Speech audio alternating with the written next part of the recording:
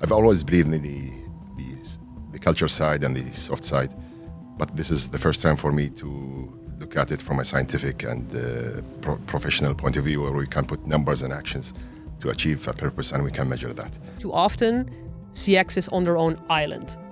There's a lot of qualitative research, and there's a lot of service design, and the rest of the organization is thinking, I'm not sure how this is solving my business challenge. I think we will reach somewhere where we set the standard of how service providers should really think of the profitability and the purpose of doing business. And I think they go both together.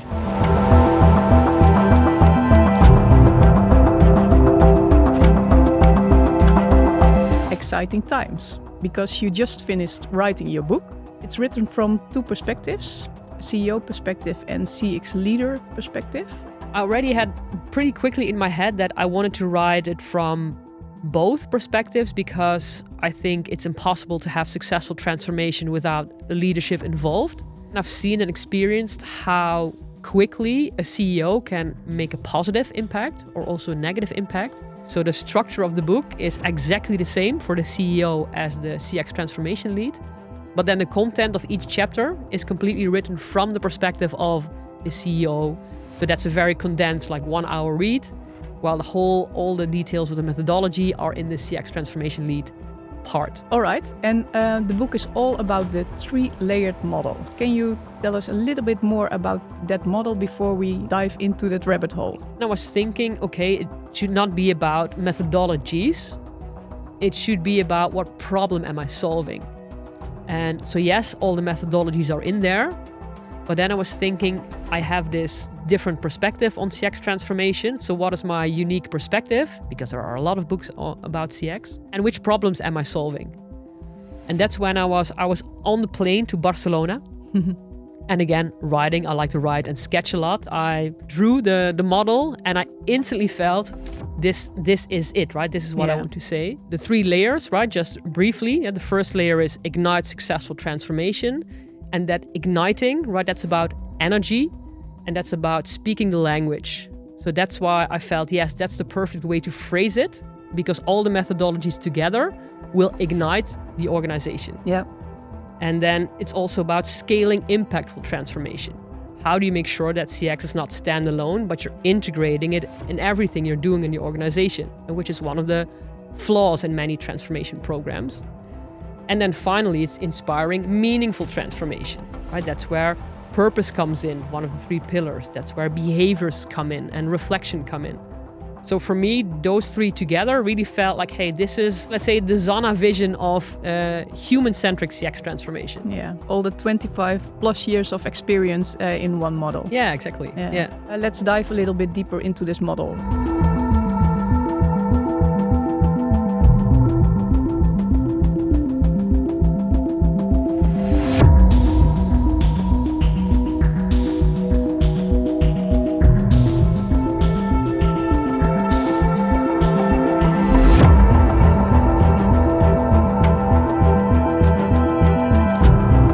Already said, layer 1, ignite successful transformation. It consists of 4 steps. Yes. So speaking the language is in essence 2 elements. This is where the driver mapping technique that we developed fits in, right? Using smart statistics where you see, hey, for example, personal attention will enhance your results 5 times faster than the ease of the app, just as an example. Yeah. But also at the same time, that financial aspect. I always say I wouldn't start with making a business case, but there are a few steps that make it super simple to translate CX to a more financial lens. Step 2. When you have the insights, one of the other struggles is, but how do I actually translate this into behaviors? Because what we've seen across all those 250 plus driver analysis is that the human aspect is the number 1 driver. Yes, you can also facilitate that with technology and AI, but there's a strong behavior component into that. So that's where we say, you found the drivers, or maybe you have new cultural values or brand values, right? You can apply it for that as well. How do you translate that into not only tiny habits, right? We built on the work of BJ Fogg of Tiny Habits, but integrate it in my daily work. So we have these tiny habit menus. They are strongly connected also to the next step, inspire of energize all employees. Yeah, so one thing is to create the menus, but of course the goal is to then make sure that a lot of employees feel excited to actually do something with them. Behavioral science is saying that at least 10% of all employees of a group needs to be involved to start making some impact. And one of the other elements is that playfulness, energy, fun is a crucial ingredient that's often missing in any transformation program. So we designed for playfulness. And then final step, prove it works. One of the things that I learned is when, let's say, the driver mapping is telling, hey, personal attention is a key driver. One of the key questions I always get is, okay, but how can we influence that? Or treating customers with respect. How can we influence that? It's easier to make the app more simple. It's easier to make the process more speedy. At least that's their perception. But the interesting thing is that we've proven time and again that it's relatively easy to make a measurable impact with behaviors in a super practical, fun, energizing way that also speaks the language. So we're also influencing, let's say, the more numbers-driven, right? Because I think one of the things that we need to realize is that we're working in a 100-year-old organization system. KPIs, small tasks, right? Top-down management. So I think the most effective approach for transformation is to connect and speak their language. Yeah. Whereas one-to-one, you connect with a person, you speak their language, their goals, or on an organizational level. Hey, I understand your language. I connect with it, and then slowly but surely, we're taking you on this journey where we think that we want to go. Yeah. Let's dive into layer 2, scale impactful transformation. So building it in is all about integrating it in existing mechanisms. Yeah. How can we talk about the customer in existing meetings, for example? Flip the perspective, that's all where the journey perspectives come in. Not just the journey from customer perspective, but also from employee perspective.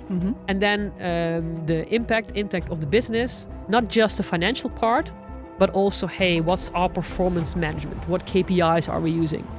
And when we, for example, set up a new team, do we just give them a revenue target?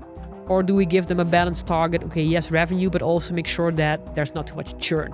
The third layer, inspire meaningful transformation. Yes. So it's about 21 behaviors. Can you elaborate a little bit more on that one? Too often, I think books are stuck in the methodology side.